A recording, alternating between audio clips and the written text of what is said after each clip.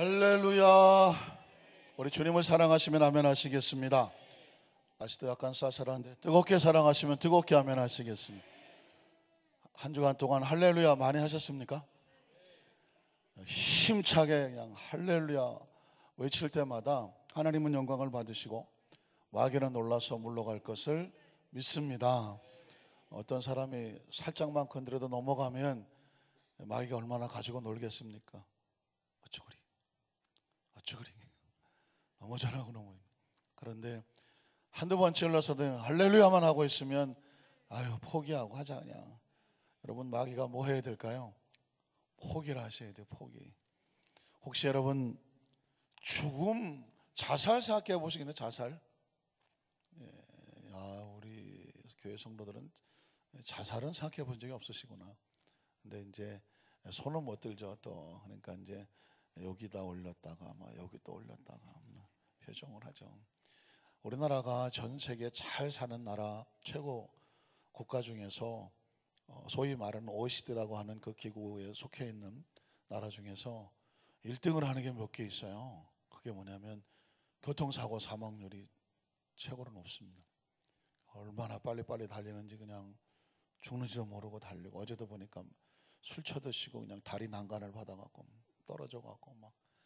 그러니까 이게 사실 교통사고 사망률이 상당히 심각하고요. 또 하나는 뭐냐면 자살률이에요. 자살률. 인구가 뭐 전 세계도 많지도 않은 나라가 자살률이, 스스로 목숨을 끊는 그 프로테이지가 전 세계에서 1등이에요. 1등. 그러니까 얼마나 많은 사람들이 이 순간에도 스스로 자기 목숨을 끊는가. 여러분, 그래서 제가 묻는 거예요. 혹시 살면서, 물론 지금 아니겠죠, 살아오면서 혹시라도 자살을 생각해 본 적이 뭐 한두 번 있으셨지 않을까. 뭐 표정을 보니까 전혀 우리 교회 성도들은 자살에는 눈빛이 하나도 변하지 않는데, 저는 개인적으로 전 자살을 생각해 본 적이 있어요. 아유 목사님이, 저도 태어날 때 요만하게 태어났다니까요. 원래 이렇게 큰 게 아니라. 그러니까 얼마나 여기까지 오면서 별의별 일을 다 겪었겠습니까? 군대 생활하면서, 자, 군대 생활은 상당히 좀 단조롭잖아요. 사람들이 단순해지고 생각도 최전방 막 이런데 철책선에 갖다 묶어놓고 그러면 생각이 정상화가 잘 되질 않아요. 여러 가지 또 어려운 일이 벌어지게 되면 누가 총을 보통 16 총을 가지고 자살을 많이 해요. 총알을 스스로 자기 목에 총을 쏘고, 아는 후배 막 이런 사람들이 자살하고 막 이래지면 갑자기 마음에 어떤 어려운 일을 당하면 까짓 건 나도, 그런 생각들이 스멀스멀 밀려온단 말이죠. 신앙생활에도요 자살이 있어요. 신앙생활의 자살은 뭐냐면 하나님 안에서 포기해버리는 거죠. 함께 부를 찬양해 보면 베드로도 한때는 자살을 생각했던 사람이라고 생각할 수 있습니다. 왜냐하면 예수님을 3번이나 부인하고 도망치고 처절한 나락에 떨어졌죠. 살아있어도 살아있는 게 아니죠. 근데 예수님이 부활을 하셨다고 하네요. 여 제자들이 예수님을 만났고 부활의 빈 무덤을 보았다는 것입니다. 그랬으면 베드로가 어떻게 해야 돼요? 어느 쪽으로 달려가야 돼요? 부활의 주님을 향해서 달려가야 되죠. 근데 베드로가 이렇게 말해요. 나는 못 가. 나는 다시 옛날로 고기 잡으러 갈래. 나 같은 놈이, 나같이 주님을 3번이나 부인하고 모른다고 부인했던 내가 어떻게 예수님 제자라고 예수님 앞에 가겠어? 난 못 가. 이때 베드로의 심정은 어땠을 것 같아요? 모든 걸 포기했죠. 하나님을 포기했으면 그 심정은 살아있어도 살아있는 게 아니에요. 그래서 제가 문득 그 생각이 드는 거예요. 베드로는 어쩜 그렇게 풍랑을 만나서 배를 타고 가다가 차라리 그 배가 파도에 쌓여서 차라리 이 고통이 끝났으면 좋겠다라고 혹시 자살을 생각하지 않았을까? 왜냐하면 베드로는 스스로 예수님을 찾아올 수가 없었던 것 같아요. 누가 찾아갑니까? 예수님이 찾아가요. 예수님이 베드로를 찾아가요. 거기서 우리는 희망을 보죠.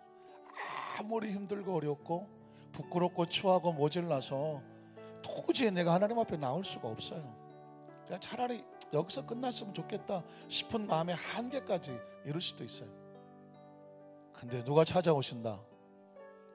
예수님이 찾아오신다. 예수 믿기를 정말 잘한 거예요. 만약에 예수님이 없었다고 하면은요, 저도 이 자리에 없어요. 왜? 저도 여러분 군 생활할 때 죽고 싶은 경우가 많았어요. 그래서 너무 고민을 해서 막 원형 탈모증 아니 원형 탈모증 500원짜리 동전만 이렇게 머리가 빠진 거. 어느 날 모자를 쓰려고 보니까 이쪽이 동그랗게 빠졌어요. 원형 탈모증을 제가 걸려본 적이 있어요.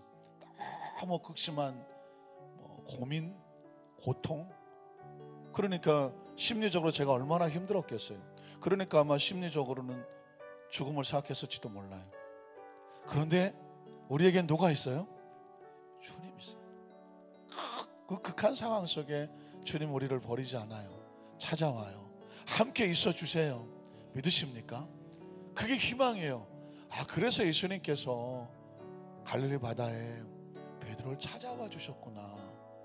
그를 건져내기. 오늘 저와 여러분의 심령에 별의별 심령이 많이 있다고 할지라도 오늘 주님이 마음을 찾아오셔서 그래도 너나 사랑하지? 주님이 질문하시고 그 주님 앞에 주님 나 주님 사랑해요 라고 고백할 수 있기를 원합니다. 우리 함께 찬양할까요? 갈릴리 바닷가에서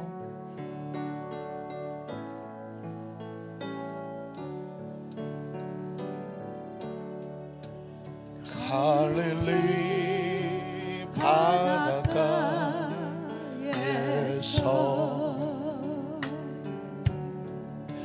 주님은 시몬에게 물으셨네. 사랑하는 시몬아 넌 날 사랑하느냐.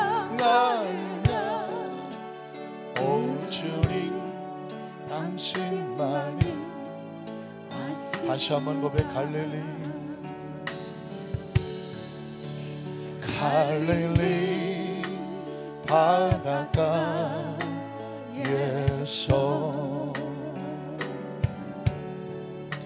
주님은 시몬에게 물으셨네. 사랑하는 시몬아 넌 날 사랑하느냐. 오 주님 당신만이 아시니. 사마리아 우물가에서 사마리아 우물가에서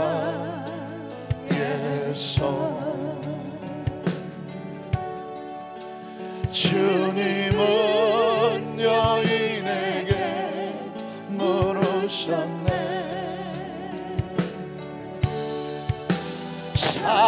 사랑하는 여인아 넌 날 사랑하느냐.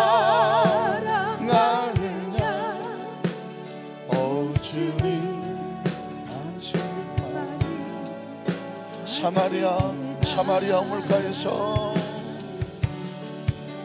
사마리아 우물가에 주님은 여인에게 물으셨네. 주님은 여인에게 물으셨네. 사랑하는 여인은 사랑하는 여인아 넌 날 사랑하느냐. 오 주님 당신만이 아십니다. 두 손을 같이 얹고 잠시 묵상으로 기도하겠습니다. 삶을 살아간다는 것은 세상치 못한 여러 가지 일들을 많이 만나게 됩니다. 오죽하면 불교에서는 인생을 고해라고 말합니다. 고통의 바다, 스스로 해결할 수 없는 여러 가지 문제를 만나 울고 슬퍼하고 절망하고 낙심할 수밖에 없는 이 절망의 삶을 불교에서는 고통이라고 말합니다. 그러나 우리는 예수님 안에서 희망이 있습니다. 주님은 홀로 두지 않습니다. 찾아와 주십니다. 손잡아 주십니다. 어찌할 바 모르는 상황 속에서도 여전히 너 나 사랑하지, 사랑 잃지 않았지, 붙잡고 있지. 주님은 우리에게 다시 회복하기를 원하십니다. 오늘 말씀을 듣기 전에 하나님, 우리의 마음속에 주님이 찾아오셔서 회복을 주시고 용기를 주시고 믿음을 주시고 은혜를 주시고 다시 기도의 문을 열어주시고 성령 우리 마음을 감동을 시켜주셔서 말씀을 들을 때에 성령님의 음성이 내 안에 차고 넘치는 역사가 있게 하여 주시옵소서. 우리 주님 이름은 3번 부르고 간절히 한번 통성으로 기도합니다. 주여 주여 주여. 하나님 아버지 감사합니다. 베드로는 얼마나 자기 자신에게 실망했을까요? 예수님의 수제자였습니다. 가장 힘들고 어려운 곳에 같이 가야 하는 예수님이 세워놓으신 수제자였습니다. 아무리 힘들어도, 아무리 무서워도, 죽음이 두려워도 베드로는 예수님 옆에 있어야 했었습니다. 예수님 십자가에 달릴 때에 기꺼이 내 생명도 그 예수님의 십자가에 나도 내려놓겠다고 주님 곁을 떠나지 않았어야 됐었습니다. 그러나 예수님 그 처참한 모습을 바라보고 이제 예수님도 끝났구나, 내가 믿었던 선생, 내가 믿었던 하나님의 아들도 비참하게 쓰러지는구나. 베드로는 살고 싶었습니다. 그 계집종의 말 한마디에도 예수님을 모른다고 부인하고 배반하고 숨을 뱉고 도망을 치었습니다. 새벽닭이 올 때 베드로는 통곡하며 나자빠졌습니다. 세상에 나같이 비열한 놈도 있나? 나같이 비겁한 놈도 있나? 내가 무슨 예수님의 제자인가? 내가 무슨 예수님의 수제자인가? 난 예수님을 만나볼 면목이 없구나. 부활의 주님, 제자들이 주님을 만났지만 베드로는 갈 수가 없었습니다. 옛날에 그물을 다시 들고 갈릴리 바닷가로 돌아갑니다. 옛날 어부로 돌아갑니다. 살아도 사는 것이 아닙니다. 예수님을 떠나서 무슨 은혜가 있겠습니까? 베드로는 처참하게 그 차디찬 밤바다를 맞으면서 밤새 처절한 눈물을 흘렸을 것입니다. 이제 영원히 나는 예수님을 떠났구나. 그런데 그 새벽에 주님이 찾아와 주셨습니다. 베드로 이름을 불러주셨습니다. 모닥불을 피워놓고 생선을 구워주시고 떡을 주시면서 바요나 시마나 내가 나를 사랑하느냐? 여기 있는 모든 사람들보다 나를 더 사랑하느냐? 나를 더 사랑하느냐? 나를 더 사랑하느냐? 아무리 힘들고 어려워도, 아니 세상이 좋고 그 어떤 상황이라도 여전히 넌 날 사랑하지, 여전히 나 사랑하지. 오늘 주님 우리에게 질문하고 계십니다. 확인하고 계시는 주님, 우리의 고백은 주께서 우리 마음을 아시지 않습니까? 주께서 우리 마음을 아시지 않습니까? 우리 안산교회 성도들, 3일 예배 나온 성도들, 왜 이런저런 사정이 없겠습니까? 왜 눈물이 없겠습니까? 왜 아픔이 없겠습니까? 왜 서러움이 없겠습니까? 왜 외로움이 없겠습니까? 그러나 주님 심령마다 찾아와 주셔서 손잡아 주시고 위로해 주시고 싸매어 주십시오. 다시 우리가 주님 앞에 주님을 사랑한다 고백하는 이 고백을 받아주시고 마음의 문이 열리고 심령의 문이 열리고 기도의 문이 열려서 말씀 가운데 성령님이 운행하시고 말씀 가운데 치유 역사가 나타나고 말씀 가운데 회복의 역사가 나타나고 내가 무엇을 어떻게 해야 할지 하나님과 화목하고 다시 힘을 내서 일어설 수 있도록 베드로를 세워주시는 것처럼 우리 모두를 주님 살려주시고 주님을 사랑하는 고백이 다시 드려지도록 도와주십시오. 주님 붙잡아 주시옵소서. 갈릴리 바닷가에서 갈릴리 바닷가에서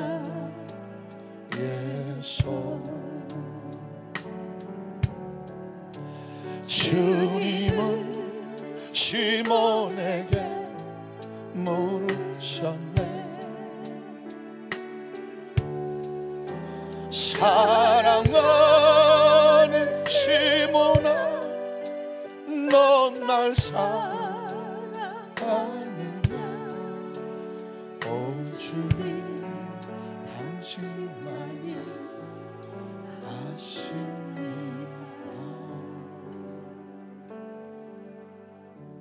하나님 감사합니다.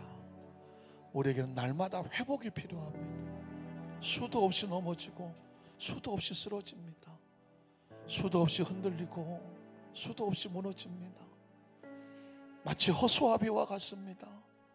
하나님께서 우리로 기둥이 되셔서 우리를 붙잡아 주지 아니하면 우리는 어찌할 바를 모고 방황하며 슬피 울고, 그 예수님의 수자 같던 베드로도 순간에 두려움과 절망에 무너지니까 한없이 초라한 모습이 되어버리고 맙니다. 하나님, 베드로를 찾아오셨던 것처럼 우리 모두를 찾아와 주십시오. 여전히 우리가 주님을 사랑하고 있음을 고백할 수 있도록 우리 마음을 열어주십시오. 그리고 주님의 음성을 주십시오. 아직도 난 너를 사랑한다. 예수님은 여전히 우리를 사랑하고 계십니다. 어제나 오늘의 영원토록 동일하신 주님, 우리가 부족해도 모자라도 죄를 짓고 불의하고 추하고 못났음에도 불구하고 죄 지은 그대로 못난 그대로 불의한 그대로 우리를 안아주시고 품어주시고 다시 회복시켜 주셔서 내 양을 쳐라, 내 양을 먹이라, 내 양을 치라 다시 한번 심어주신 줄 믿사오니 이 3일 예배 나온 특별한 성도들에게 한량없는 하나님의 은혜와 은총으로 부어주셔서 이제 마음의 문이 활짝 열리고 심령의 문이 활짝 열리고 하늘 문이 열려서 말씀이 선포되는 대로 하나님께서 아멘하는 심령 가운데 하나님의 축복으로 채워주시옵소서. 치유 역사가 나타나게 도와주시옵시고 회복과 충만함 있게 하여 주시옵소서. 예수님 이름으로 간절히 축복하고 기도드리옵나이다. 아멘. 자고 계신 분에게 하나님이 당신을 여전히 사랑하십니다.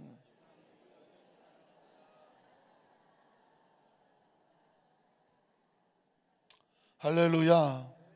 여전히가 중요하죠. 여전히. 왜냐하면 하나님이 당신을 사랑하십니다 그러면 이때까지 사랑 안 하다가 갑자기 사랑하는 것 같잖아요. 근데 여전히 동일하게 언제나 하나님 우리를 사랑하십니다. 그게 희망입니다. 그게 능력이고 그게 은총이고 그게 우리의 비전인 것을 믿습니다. 한번 따라왔을까요? 하나님의 때는 하나님께서 정하십니다. 이런 제목으로 말씀 은혜를 나눕니다. 우리가 인정하든 인정하지 않든 세계는 예수 그리스도로 말미암아 나누어집니다. 지난번에 제가 AD와 BC라는 단어를 기억하시라고 말씀을 드렸습니다. AD는 뭐냐면 예수님 이후, 또 BC는 뭐냐? 예수님 이전. 신기하지 않습니까? 예수를 믿든 안 믿든 세계 역사는 예수님의 탄생으로 말미암아 기원 전, 기원 후로 나누어지죠. 그러니까 인류 역사 자체가 하나님 안에서 이루어지죠. 재밌는 이야기 중에 하나가 역사를 영어로 뭐라고 말할까요? 히스토리라고 말하죠. 뭐 많이 들어보죠. 히스토리. 근데 히스토리가 뭐냐면 그의 스토리, 그의 이야기예요. 참 재밌지 않습니까? 역사는 뭐냐? 그분의 이야기. 그분이 누굴까요? 하나님이에요. 하나님. 창조주의 이야기. 그게 히스토리예요. 그걸 우리는 역사라고 말해요. 작은 샘플로 하나님의 역사는 이스라엘 나라를 통해서 우리에게 말씀으로 기록되었습니다. 그래서 구약 성경은 히스토리 중에서 이스라엘의 히스토리인데 하나님과 자기 백성 사이에 말씀이 또 역사가 우리에게 그 가운데 역사 하나님의 모습을 보여주고 있습니다. 그러니까 성경은 하나님의 스토리고 세계 인류 역사도 하나님의 스토리인데 기원전과 기원후라고 하는 것은 예수님의 탄생 이전과 탄생 이후로 말미암아 그 역사가 갈라지는 것을 보여주고 있습니다. 그래서 AD는 에노 도미니노, 예수 그리스도 이후, 그 다음에 BC는 before Christ. 그러니 역사도 예수님으로 말미암아 이 숫자가 갈라지는데, 우리의 삶 가운데 예수 그리스도로 말미암아 당연히 두 종류로 그냥 어쩔 수 없이 갈라질 수밖에 없습니다. 여러분 기억을 좀 되돌아 보시면, 하나님의 자녀와 세상의 자녀는 누구를 중심으로 갈라집니까? 예수 그리스도예요. 예수님을 구주로 믿으시면 아멘 하시기를 바랍니다. 예수님이 구주인 것을 고백하는 사람, 신앙의 고백을 하는 사람은 하나님의 자녀가라고 말하는 것입니다. 예수님이 구주인 고백이 안 돼, 그건 하나님의 자녀일 수가 없습니다. 그래서 여러분 마태복음 16장 16절로 18절에 보면 베드로가 그런 고백을 하죠. 주는 그리스도시요 살아계신 하나님의 아들입니다. 그러니까 예수님이 깜짝 놀라서 요나의 아들 시몬아, 네가 복이 있다고 말했습니다. 여러분 최고의 복은 바로 예수님을 구주로 고백해서 하나님의 자녀로 인쳐지는 거죠. 이것을 알게 한 사람은 혈육이 아니야, 부모가 아니고 학교에서 배운 게 아니야. 하늘에 계신 너희 아버지께서 알게 하신 거라는 거예요. 그러니까 여러분 우리가 예수님을 구주로 고백하는 것은 뭐냐면, 하나님께서 우리 마음속에 하나님의 나라를 주셔서 하나님을 아버지로 고백하고 예수를 구주로 믿을수록 하나님이 역사해 주는 거예요. 저는 아주 어려서부터 교회에서 살았기 때문에 내가 언제 예수 믿었지 기억이 없어요. 어떻게 예수 믿었지 기억이 없어요. 그냥 교회에서 살았으니까. 그러니까 제 마음속에 그냥 저는 태어나서 사람은 다 교회 다닌 줄 알았어요, 어렸을 때는. 근데 보니까 그렇지 않더라고요. 반에서도 우리 뭐 어렸을 때 예수 믿는다는 표현보다 교회 다니냐 안 다니냐 이렇게 따졌으니까, 교회를 다니는 학생과 교회를 다니지 않는 학생은 갈라지더라고요. 누구 때문에 갈라질까요? 예수님이죠. 그래서 요한복음 1장 12절에 영접하는 자 곧 그 이름을 믿는 자들은 하나님의 자녀가 되는 특별한 권세를 주었다는 것입니다. 여러분은 예수님을 믿음으로 말미암아 하나님의 자녀가 되는 특별한 권세가 있습니다. 한번 따라 하실까요? 나는 예수님 안에서 하나님의 자녀가 되는 특별한 권세를 받았습니다. 이 권세로 마귀를 물리칩니다. 이 권세로 질병을 물리칩니다. 이 권세로 문제를 물리칩니다. 이 권세로 세상을 다스립니다. 이 권세로 천국을 갑니다. 믿으십니까? 그러니까 여러분 자신의 정체성이 뭐냐면 하나님의 자녀예요. 하나님의 자녀. 미국 얘기라서 죄송하지만 미국에는 시민권자가 있고 영주권자가 있고, 시민권 영주권이 없는 유학생 또는 불법 체류자가 있어요. 이 사람들의 평생 소원이 뭔지 아십니까? 영주권 찾는 거예요. 영주권이 뭡니까? 퍼머넌트, 영원히, 레지던스, 영원히 그것에 거주할 수 있는 허락을 주는 거예요. 그러니까 합법적이 되는 것이고, 그리고 이게 좀 더 기간이 지나면 시험을 치른 다음에 아메리칸 시티즌, 미국 시민권자가 돼요. 미국 시민권자가 되면 전 세계 어디를 가 있더라도 미국 정부가 책임을 져줍니다. 그러니까 미국 시민권자들이 가지고 있는 프라이드는 대단해요. 전 세계 최강의 나라가 어느 곳에 있다고 할지라도 미국은 자기 백성들, 자기 국민들을 최우선적으로 보호하고 구출해 낸다는 그런 확신이 있어요. 그런 신뢰를 줘요. 그러니까 미국 시민권자는 어디 가 있더라도 걱정을 하지 않아요. 그 나라에 문제가 생기면 비행기를 날려보내서라도 자기 백성을 제일 먼저 건져내요. 그래서 만에 하나 대한민국에 정말 전쟁에 어떤 조짐이 보인다 그러면 사인 중에 하나가 뭐냐? 먼저 미국에서 한국에 있는 사람들 가운데 시민권자들을 탈출시킨다. 그러면 상황이 급박해진 거예요. 그런데 시민권자들이 별로 그런 문제가 없어 보인다 그러면 아직은 그런 문제가 없는 거예요. 이 얘기는 뭐냐면, 그래서 미국에 있는 사람들은 그렇게 영주권자가 되기를 원하고 더 나아가서 시민권자가 되기를 원해요. 이유는 그 시민권자가 되면 그만한 그것을 지켜주는 권한이 있기 때문에 그렇죠. 보호가 있기 때문에 그렇죠. 그런데 미국의 시민권 해봤자 땅에 있는 거예요. 이거는 언제 어느 때 없어질지 모르는 그런 일시적인 곳이고 영원하지 않아요. 그러나 하나님의 나라 시민권자는 다르다는 것이죠. 그래서 바울이 그런 고백을 한 겁니다. 내가 로마의 시민권이지만 당시 로마의 시민권자는 미국보다 더 최대 강국이었으니까 로마의 시민권자지만 나는 이걸 초계처럼 버린다. 나는 하나님 나라의 시민권자다. 당대하게 말했던 거죠. 그러니까 여러분, 저와 여러분이 예수를 구주로 믿었으면 지금 우리가 뭐 안산에 살고 있고 상록구에 살고 있고 단원구에 살고 있지만 이게 우리의 영원한 주소가 아니에요. 잠시 살고 있는 주소일 뿐이에요. 우리의 영원한 주소는 하늘에 있습니다. 하나님의 자녀라고 하는 프라이드를요 당당하게 가져야 돼요. 믿으십니까?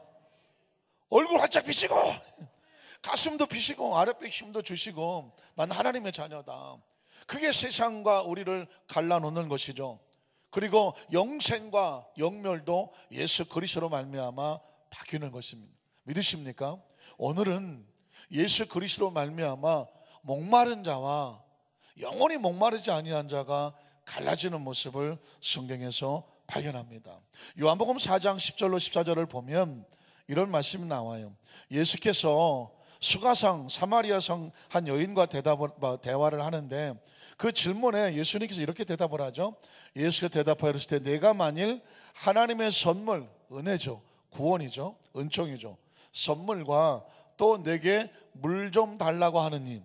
그러니까 하나님의 선물은 예수 그리스도 구원의 은총이니까요. 그리고 물 좀 달라고 하시는 분도 예수님이에요. 지금 네가 나하고 대화를 하는데 대화하고 있는 내가 누구인 줄을 네가 알았다면 내가 그에게 구하였을 것이고 그가 생수를 내게 주었으리라고 말했네요. 그러니까 예수님은 지금 비유로 말씀을 하고 있습니다. 사람은요 목이 마를 때 반드시 뭘 먹어야 되죠? 물을 먹어야 돼요. 음식은 한 39일, 40일 정도 금식하는 사람이 있을 수 있어요. 그러나 물은요 3일을 못 넘겨요. 우리 몸이 한 70%, 80%가 물로 되어 있어요. 수분이 떨어지면 쇼크사가 와요. 사람이 살 수가 없어요. 그러니까 음식은 조금 안 먹어도 버티지만 물은 버틸 수가 없어요. 그러니까 물을 그냥 물이라고 말하지 않아요. 정확히 말하면 생명의 물이에요. 물은 생명이에요. 안 마시면 죽는 거예요. 예수님 말씀하시기를 영원한 생명의 물을 내게 주었으리라 라고 말하는 거죠. 그랬으니 이 사마리아 여인이 그게 무슨 말인지 잘 모르겠죠. 그 다음 절을 보면 그래서 여자가 이르되 주여 물 기를 그릇도 없고 이 우물은 깊은데 어디서 당신이 그 생수를 얻겠사옵니까? 다시 말해서 우물에 있는 것은 옛날에 두레박을 가지고 물속에 던져놓고 떠서 잡아당겨야 물이 올라와. 사마리아 여인은 수가성 여인은 물은 어디 있다? 물은 어디 있다? 마트에? 물은 어디 있어요? 물은 우물가에만 있는 거예요. 옛날엔 그런 거 우리도 그랬잖아요. 아주 옛날에는 우물가에만 물이 있었어요. 수도도 없었던 시절의 얘기죠. 그 물을 길어서 먹고 살았단 말입니다. 그러니까 물 떠와 그러면 어디로 가야 되냐면 우물가로 가야 되죠. 여인도 말하기를 예수님이 내가 너에게 물을 줄게 하니까 어쭈구리 이 유태인 남자죠. 이 양반이 무슨 소리를 하지? 여기는 두레박도 없고 우물도 없는데 나에게 무슨 물을 준다고 말하지 하면서 의아한 모습으로 말했죠. 그래서 예수님께서 그 다음에 뭐라고 대답합니까? 우리 조상 야곱이 이 우물을 우리에게 주었고 또 여기서 자기와 자기 아들과 짐승이 다 마셨는데 당신이 야곱보다 더 큽니까? 다시 말해서 야곱이 준 우물보다 또 다른 우물을 당신이 가지고 있습니까? 라고 질문을 하죠. 여전히 여인은 잘 보십시오. 물은 어디 있어요? 땅에 있어요. 사실은 큰 스타일로 보면 성경은요 하늘의 이야기와 땅의 이야기가 부딪히는 거예요. 세상 사람들은 그냥 땅의 이야기를 가지고 땅의 인식과 계산으로 땅 이야기를 하고 있고 예수님은 오셔서 하늘 이야기를 하고 있어요. 이게 부딪히는데 놀랍게도 하나님의 자녀들은 땅에 살면서 하늘 이야기를 하는데 아멘을 해.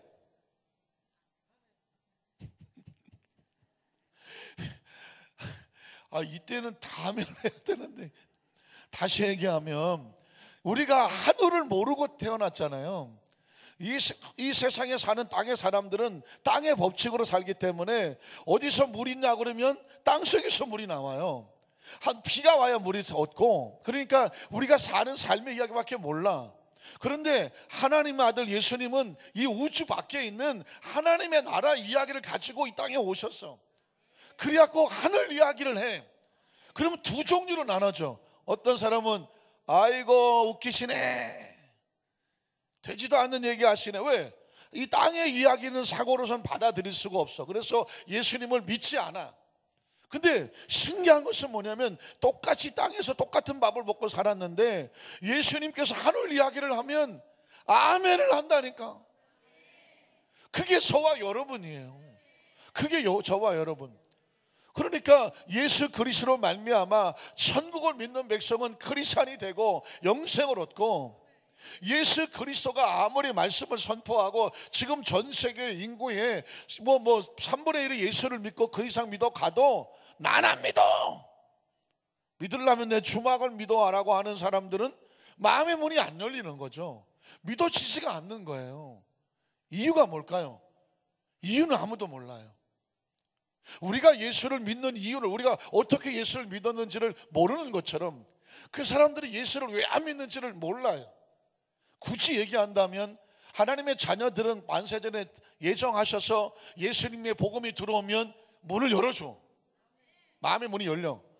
그런데 이 예전에 예정되지 않고 미리 구원의 은총의 문이 없으면 문이 열리질 않아. 그래서 항상 닫아두죠. 기억하십니까? 계시록 3장 10절에 볼지어다 내가 문 밖에서 뭘 두드려요? 마음의 문을 두드려. 문을 열고 나를 영접하면 나는 그와 더불어 먹고 그는 나와 더불어 영원히 먹으리라. 문이 열리지 않으면 너와 나는 상관이 없다는 거죠. 그래서 여러분, 그 요한계시록에 있는 것을 보고 예수님이 문을 두드리시는 모습을 볼 때 그 문의 문고리가 안에 있나요? 밖에 있나요? 안에만 있습니다. 밖에는 없어요. 그래서 예수님께서 그 문을 열고 강제로 들어가실 수가 없어. 문은 안에서만 열게 돼 있어. 그러니까 예수님은 우리를 강제로 믿게 하지 않아요. 문을 두드리고 문 밖에서 기다리고 계셔. 뭐 할 때까지? 문이 열릴 때까지. 그러니까 예수 그리스도로 말미암아 이게 다 갈라져요. 문을 열어주는 사람이 있고 문이 열리지 않는 사람이 있어요. 그러니까 지금 성경에 보니까 예수님이 말씀을 하셔도 아직 이 사마리아 여인은 예수님이 누군지도 모르고 물이 무슨 물 얘기하는지도 모르고, 그러니까 지금 엉뚱한 소리를 계속하고 있는 거죠. 그 다음 절을 보니까 그래서 예수님이 뭐라고 말하냐면 예수께서 대답하여 이르시되 이 물을 마시는 자, 이 물은 어디 물이죠? 삼다수? 이거 어디 물이에요? 이 물은 야곱의 물이에요. 땅의 물이에요. 우리가 마시는 그 물과 같아요. 그 물을 마시는 자마다 다시 목말라요. 목말라. 그러나 그 다음 절 보면 내가 주는 물을 마시는 자는, 이 물은 어디서 온 물이에요? 이건 하늘에서 온 물이에요. 이건 하나님의 나라 속에서 영혼을 위해서 주시는 물이에요. 내가 주는 물을 마시는 자는 영원히 뭐하지 않는다? 목마르지 않아요. 그러니까 물도 예수 그리스도로 말미암아 갈라져요. 세상에 물이 있는가 하면 예수님이 주시는 생수의 물이 있어요. 이 물을 마시는, 이 땅의 물은 무엇을 위해서 마시죠? 육신을 위해서 마셔요. 갈증을 해소하기 위해서 마셔요. 그러나 예수님이 주시는 물은 무엇을 위해서 주시는 물일까요? 영혼을 위해서 주시는 말이에요. 영혼이라고 하는 것은 죽지 않아요. 영혼이 있어요. 영혼이 죽지 않고 영혼이 있다는 얘기는 예수 안 믿는 사람들도 알아요. 그래서 1년에 한 번씩 제삿날 뭘 드려요? 제사를 지내요. 기일이라고. 그래서 제가 제사를 드리는 걸 가만히 생각해 보니까 세상에 이렇게 불쌍한 일이 어디 있어? 만약에 부모님이 돌아가셨다, 1년 내내 안 챙기다가 제삿날이야. 제삿날 하루, 딱 하루. 아이고, 우리 어머님이라고 치면 어머님이 돌아가셨어. 귀신이 돼갖고 구천을 떠들고 계셔. 모두 더 드시고. 그래도 어느 날만큼 하루는, 제삿날 하루만큼은 제사밥 챙겨드리자. 그리고 그날 평소 즐겨 드시던 음식 찾아오고 거기다가 사과나 배 이런 거 넣고 또 잘 못 깎아 드실까 봐 껍데기는 위에만 좀 동그랗게 깎아 놓고 그냥 또 술 또 못 알아 드실까 봐 술 버섯 또더 드시고, 이 제사를 해, 제사를. 그러면서 아이고 오늘이라도 좀 어떻게 제대로 챙겨 드세요 하면서 거기다 대고 절하고 제사를 해. 마음은 알겠어. 그러나 정말 돌아가시는 분에 대해서 그 기일이 이렇게 중요하다면, 그 돌아가신 분이 귀신이 돼서 구천을 떠돈다면 왜 제삿날만 챙겨야 돼요? 삼시세끼를 다 챙겨드려야지. 정말 그렇게 생각한다면, 정말 그 귀신이 와서 제사밥을 먹는다고 생각을 하면 왜 기일에 한 끼야? 그건 아니지 않을까요? 그래서 예수를 믿지 않으면 그 영적 세계를 알지 못하기 때문에 그런 일을 하면서도 그게 옳은지 틀린지를 몰라 하는 것이죠. 그러나 하나님의 자 예수 그리스도로 말미암아 영적 세계는 뭐냐? 우린 귀신이 되지는 않아요. 우리의 영혼은 육신을 벗으면 하나님의 나라로 가죠. 믿으십니까? 하나님의 나라로 가고, 그리고 그리스도의 신부가 돼서 하나님께서 영원한 천국 잔치에서 주님과 함께 동행하죠. 갈 곳이 있죠. 믿으십니까? 왜냐하면 예수님이 거기서 오셔서 우리에게 약속해 주셨고 말씀해 주셨으니까. 예수님을 구주로 믿으시면 아멘 하시기 바랍니다. 예수님의 신부가 되는 것을 믿으시면 아멘 하시기 바랍니다. 이 땅에서 삶을 마치며 하나님 나라에 예수님이 지으신 처소가 있는 걸 믿으시면 아멘 하시기 바랍니다. 그것을 영원히 나와 함께 하리라, 주님께서 우리와 함께 하실 것을 믿으시면 아멘 하시기를 바랍니다. 이게 중요한 거예요. 이게 신앙의 가장 근본적인 것은 뭐냐면, 이 세상의 삶은 잠깐이면 지나가요. 별의별 일이 다 있어요. 그러나 그 모든 상황 속에서, 그 상황 속에서 무엇을 준비하냐면 천국을 준비하는 거예요. 처절한 아픔 속에서도 그 아픔에서 무엇 때문에 견디느냐? 천국 때문에 견디는 거예요. 죽고 싶지만 천국 때문에 견디는 거예요. 어떤 건 막 복수하고 싶지만 복수하지 않아. 무엇 때문에 견디는 거죠? 무엇 때문에 참는 거죠? 천국 때문에 참는 거예요.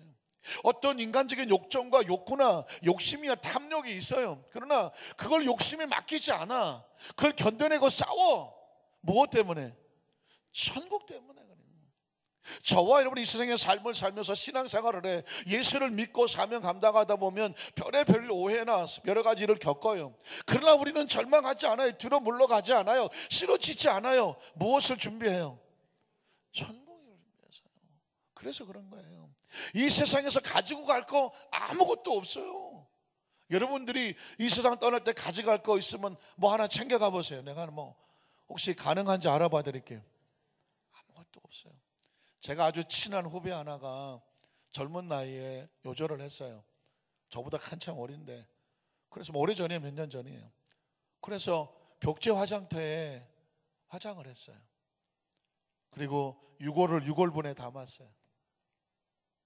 참 사람이 그 유골을 이걸 누가 가져갈까 그 납골당이 하는데 제가 달라고 그랬어요. 그거를 내가 여기다 안 왔어요. 그리고 납골당으로 가요. 저 파주 어느 쪽으로 가요. 연구차에 타고 가는 거예요. 이게요, 혹시 겪어보셨나요?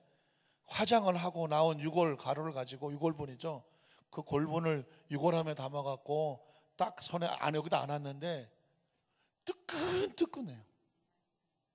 겪어보셨을 거예요. 뜨끈뜨끈해요. 그게 막 타고 남은 가루가 이 안에 바로 담아갖고 가니까 뜨끈뜨끈해요. 납골당까지 가는데도 이게 식지를 않아요. 야, 엊그제까지만 하더라도 내가 병원에 가서 같이 기도도 해주고 같이 뭐 전화도 하고 했었는데 갑자기 뭐 폐암으로 가는데 순식간에 가더라고요. 순식간에. 사람이 난 그렇게 허무하게 가는 줄 몰랐어요. 여기 어깨가 가려워서 어깨가 가려웠어. 종기가 났어, 종기. 그러니까 뭐 종기 나니까 뭐 긁기도 하고, 그래서 거기 약방에 가서 연고도 바르고 병원에 가서 치료도 받고 했어요. 그런데 병원에 가서 엑스를 찍어요. 그때 뭐라고 말하냐면 큰 병원에 가라고 그러는 거예요. 큰 병원에 가니까 어떤지 아십니까? 이게 종기가 아니야. 어깨로 나온 게 암이야. 폐암에 걸려갖고, 폐암이 통증이 없네. 폐암인데 이게 뭐 여기 꽉 차갖고 이게 암이 바깥으로 삐져나온. 나는 세상에 암이 바깥으로 삐져나오는 건 처음 알았어요. 내부에만 있는 줄 알았지. 이게 종기인 줄 알고 긁고 여기다가 뭐 약 같은 거 뭐 연고 바르고 이랬어요. 근데 이게 안 없어져. 그래서 가서 찍어보니까 온 벌써 폐가 다 암이 꽉 찼어. 그런데 그걸 몰랐어. 젊다 보니까 그냥 그 암이 너무 그냥 막 원기왕성하게 뻗어서 그게 피부 바깥으로 삐져나왔네. 그래갖고는 안지 얼마 안 돼서 그냥 금방 가버렸어요. 그래서 너무 허무하더라고요. 근데 그게 너무 아쉬워서 그거를 알고 가는데, 제가 가면서 낙골당까지 가면서 별 생각이 다 들더라고요. 아, 인생이란 결국은 한 줌의 가루, 먼지, 골분 하나 남겨갖고 그 항아리 같은 데 담겨서 낙골당을 가. 거기다 앉아놓고. 근데 그 친구가 마지막으로 카톡에 보낸 게 있어요. 형님, 이제 모든 준비를 마쳤습니다. 이제 마지막 인사드립니다. 우리 천국에서 만나요. 어휴, 눈물 나죠. 이 친구가 그 죽음의 모든 것을 받아들이고 천국을 준비하는구나. 그리고 기도하고 있구나. 그리고 마지막 인사를 카톡을 다 보냈어요. 이 크리스천들에게, 기도했던 사람들에게. 저한테도 문자를 보냈어요. 형님, 천국에 가서 준비하고 있을게. 천국에서 만나요. 와, 죽음이란 그렇게 좀 갑자기 찾아와서 허무하게 육신을 무너뜨릴지 모르지만, 깜짝 놀라는 것은 크리스찬이 그 상황 속에서 천국을 준비하고 천국에서 만나야죠 하고 일일이 문자를 다 보낼 때 한편 이런 생각이 들었어요. 멋있다 하는 생각도 들었습니다. 멋있다. 왜? 어떤 사람은요, 그런 마지막 인사도 못하고 대부분 가잖아요. 그런데 그 처참한 가운데 천국에서 만나자는 문자를 다 돌리고, 지금 나는 마지막 천국을 가기 위해서 이 병마와 고통 가운데서도 신앙을 붙잡으려고 몸부림치고 있다. 나를 위해서 기도해 달라는. 갑자기 그 모습을 보면서, 이건 무슨 능력이냐? 오직 예수 그리스도를 믿는 하나님의 자녀만이, 천국 신앙을 가지고 있는 사람만이 고백할 수 있는 거예요. 믿으십니까? 그게 예수 그리스도의 능력이에요. 우리가 천국 백성 되게 하시는 줄로 믿습니다. 여러분, 자, 그런데 이 수가성 여인이 왜 이렇게 목이 마를까요? 뭐 잘 아시는 것처럼 남편이 다섯이에요. 그러니까 이 세상에 만족을 줄 만한 인간이 어떤 거 좀 이렇게 이걸 좀 가지면 내가 평생 만족할까? 그런 게 뭐 돈이 좀 있고 또 명예가 있고, 또 그 중에 하나가 뭐 여성 동지라고 말하기 좀 애매하지만 뭐 남자도 마찬가지죠. 사랑받고 싶어 하죠. 여성들은 더 어떤 사랑의 어떤 만족을 얻고 싶어 하는 것 같아요. 아마도 그냥 상상해 보면 이 여성분께서, 사마리아 여인께서 처음에 만났던 남자는 시골의 아주 순수한 그냥 청년이었을 것 같기도 해요. 처음엔 다 그렇게 잘 모르고 만나잖아요. 그런데 살다 보니까 굉장한 의처증이 있었을 것 같아요. 처음에 그 의처증은 쉽지 않습니다, 사는 게. 저도 그 전화 거는 그 여자 뒤에, 옛날 공중전화 있었잖아요. 뒤에 서 있다가 한부터 맞을 뻔했어요. 앞에 이제 여자가 전화 왔고, 여의도에서 그 공중전화에서 저가 바로 뒤에 있고 제 뒤도 이렇게 있었어요. 서 있었죠. 근데 갑자기 어떤 남자가 오더니 이 여자가 머리채 잡고 확 가버리더라고요. 깜짝 놀랐죠. 그래서 우리가 또 저건 뭐야 하고 막 옆에 소리 질렀더니 알고 보니까 남편이라고 그러더라고요. 그러니까 이 여성이 뭐 공중전화를 전화하는 것만 보면 이 남편이 이게 도는 거예요. 다른 남자한테 하나. 그래갖고는 막 의처증은 어떻게 통제도 안 돼요. 막 확 잡아가더라고요. 괜히 뭐 거기 조금 가까이 있으면 큰일 날 뻔했지 않습니까? 그런 모습에서 의처증이 얼마나 무서운가. 결국은 못 살죠. 그래서 이제 좀 도시 남자하고 결혼했는데 이 남자는 자기밖에 몰라. 시골 처녀라고 무시하고 살게 돼요, 못 살게 돼요? 못 살죠. 그래서 또 못 살아요. 조금 좀 많이 배운 사람하고 좀 나을까 싶어서 박사님하고, 나이가 좀 많지만 박사님하고 결혼을 좀 해봤어요. 이 박사님 하니까 자기만 유식하네. 그냥 박사이기도 없는 게 뭐 이러면서 그거 못 살잖아요. 그래서 또 네 번째 남자는 그래도 그냥 순수한 남자, 그냥 막 단순하게 그냥. 그랬더니 또 이건 여자의 마음을 몰라. 결국은 다섯 번째 그냥 오다 가다 만난 남자하고 포기하고 사는. 그러니까 오죽하면 예수님께서 지금 있는 남편도 네 남편이 아니다. 라고 말씀하지 않습니다. 제가 왜 이야기를 드냐면 인생의 삶 가운데 사람은 사람에게 절대로 만족을 줄 대상이 아니에요. 한번 따라 하실까요? 사람은 만족의 대상이 아니다. 사랑하고 베풀고 도와줄 대상이에요. 그러니까 여러분, 남편한테 내가 이 남자 만나서 평생 행복할 거라고 생각하시는 분이 계시면 그냥 믿고 사세요. 그렇지만 사실 어떻습니까? 살다 보면 남편도 이 남자 만나서 내가 행복해야지, 뭐 행복하신 분도 많을 거예요. 그러나 대부분 살다 보면 이 남자도 내가 의지하긴 하지만 내가 도와서 함께 갈 뿐이구나 라고 하지, 가장 뭐 한 남자만 그 남자를 갖다가 왜 나 행복하게 안 해줘 하고 해봤자 남자는 한계가 있어요.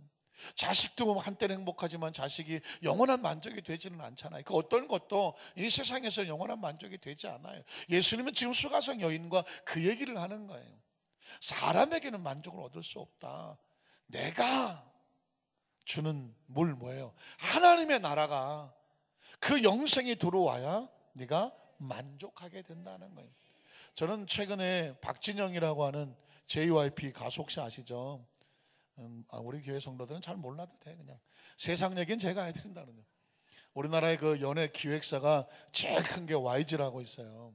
양현석이 하는, 옛날 서태지 아이들에서 춤추던 친구가 크게 되고, SM이라고 하는 이 수만, 옛날 서울대 농대를 나와서 눈 안 보이는 이거는 하나 계시고 큰 기획사죠. 그리고 하나가 JYP가 있어요. 이 JYP가 제가 관심이 있어요. 왜냐하면 이 JYP가 하는 얘기를 들어보니까 자기 어머니가 권사님이라는 것 같아요. 어머니가 권사님인데 자기는 어렸을 때 막 교회 들락날락했지만 자기는 무신론자다라고 얘기를 해요. 나는 하나님을 그렇게 그냥 뭐 이렇게 그냥 뭐 무조건 억지로 믿고 싶지 않다. 자기가 정확하게 연구해서 확실하면 난 그때 믿는다라고 한 얘기를 예전에 들어본 적이 있어요. 아주 당당하게 난 무신론자 이러고 다니더라고요. 근데 최근에 한 프로그램 보면서 그의 속 이야기를 들으면서 깜짝 놀란 게 있어요. 이 친구가 한참 어리니까 뭐 친구라고, 이 박진영이라는 사람이 나이 20대 가수잖아요. 내가 어떻게 하면 성공하고 만족할 수 있을까? 가만히 있으니까 돈이 있으면 행복할 것 같더래요. 그래서 20세 때 돈의 목적을 가지고 정말 무슨 일인지 돈 되는 일은 다 했대요. 20억만 있으면 모든 게 끝날 것 같더래요. 그래서 노래를 계속 발표하다가 그녀는 예뻤다. 모르죠. 우리 성도들 막 하나도 몰라도. 그 노래가 히트를 치고 오 허니, 역시 모르죠. 그게 또 히트를 쳤어요. 그래갖고 엄청 돈을 벌어서 20억이 넘었어. 그게 행복했다고 생각했는데 행복하지가 않아요. 또 가만히 생각해 보니까 3세 돼서 명예가 있으면 행복하겠다 싶어서 명예를 찾았다는 거예요.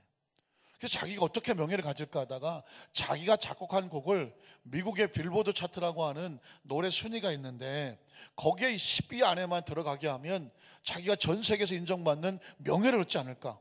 그래서 이 친구가 자기가 만든 곡을 가지고 미국의 유명한 가수들을 막 수도 없이 찾아가서 CD를 배속 보냅니다.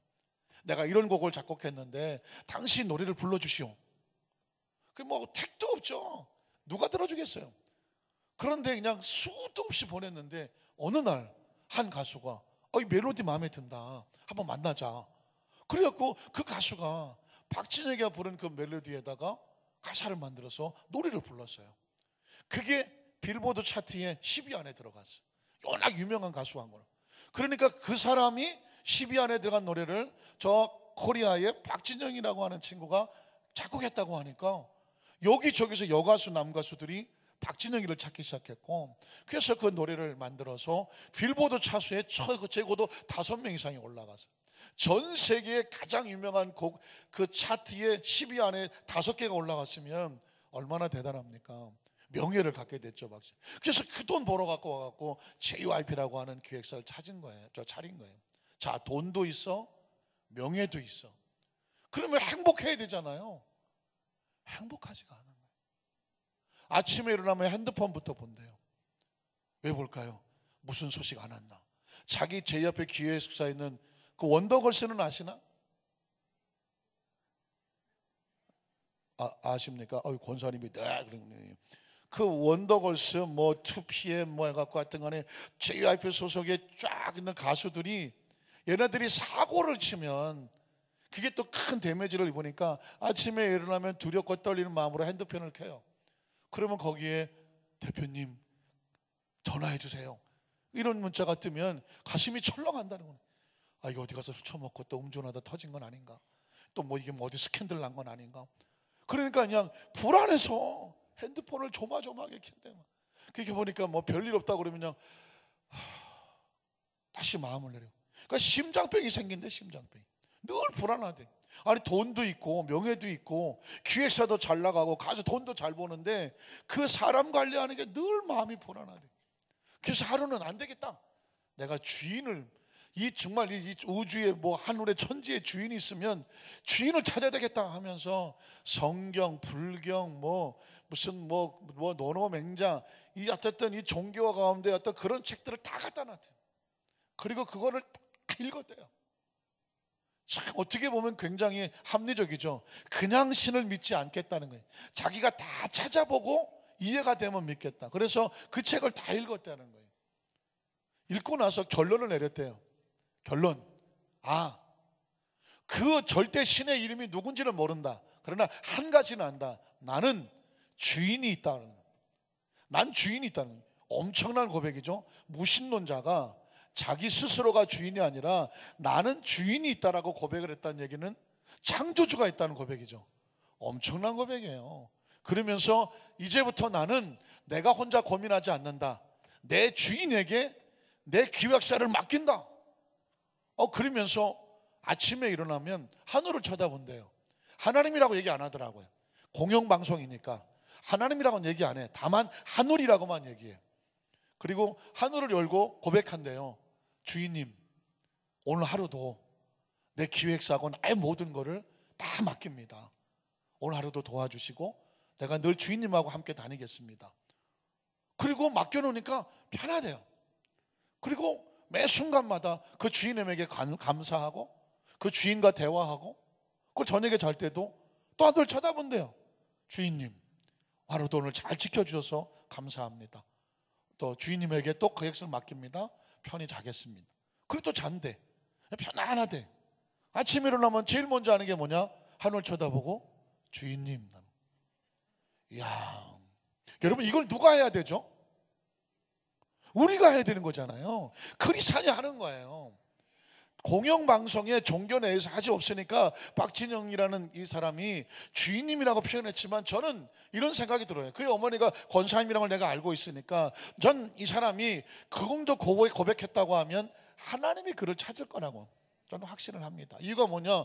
어떤 무신론자가 자기에게 주인이 있다는 얘기를 합니까? 이건 더 이상 무신론이 아니에요. 유신론자죠. 그 주인을 창조주라고 믿죠. 자기 모든 걸 하늘을 쳐다보면서 맡기고 감사하고 산다고 하죠. 그러지 않으면 편하지 않다고 말하죠. 그러니까 이 이야기는 뭐냐? 그 박진영의 마음은 주인에게 모든 걸 맡겼더니 자기 마음은 더 이상 불안하지 아니하고 목마르지 않다는 거예요. 이 수가성 여인이 예수님을 만나고 나서 그는 이제 더 이상 목마르지 않아요. 남자를 찾지 않아요. 남자의 목을 매지 않아요. 그리고 다른 인간의 육신적인 어떤 정력이나 안목의 정력, 이생의 자랑을 찾아가지 않아요. 그걸로 만족하려고 하지 않아요. 이제 나는 생수를 만났다고 말해요.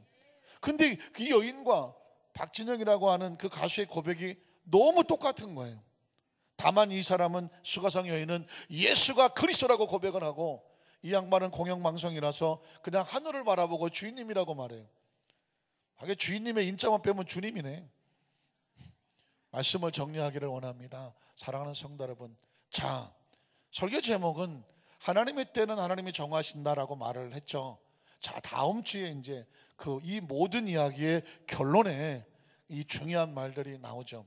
그러니까 이 세상의 모든 것들은 하나님 예수님을 중심으로 해서 갈라지는 것처럼 저와 여러분의 인생의 때도 누가 이끌어 가실 것 같아요? 누구 중심으로 이끌어질 것 같아요? 누가 정할 것 같아요?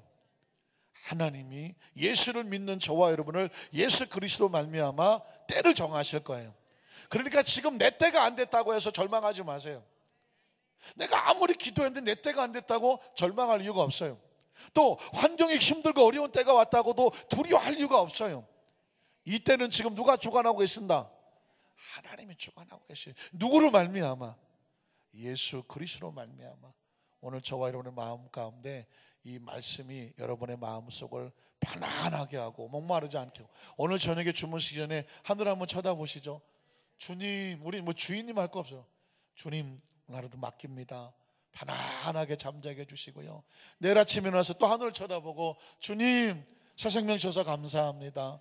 오늘 하루도 목마르지 않고 기쁘고 평안하게. 왜? 우리에겐 주인이 있으니까.